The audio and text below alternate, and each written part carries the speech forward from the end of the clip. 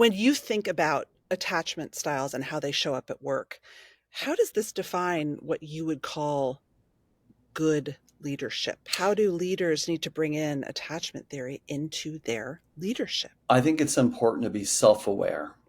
Like Hmm. what's driving like our behavior, like developing insight, like and having like insight into our triggers, into what makes us shut down or get emotional reactive. I mean, we're all emotional beings.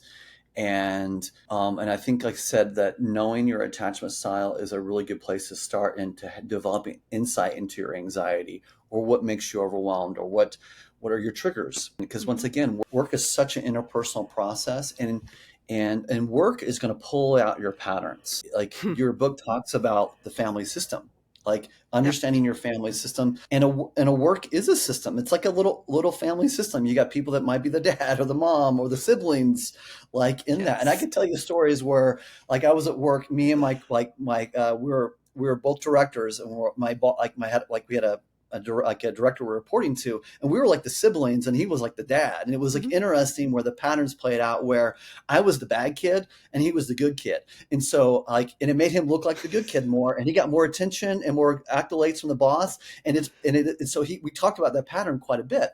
So awareness is so important about like how you're showing up as a leader. And so the thing is, we talk about attachment and how your history affects your attachment.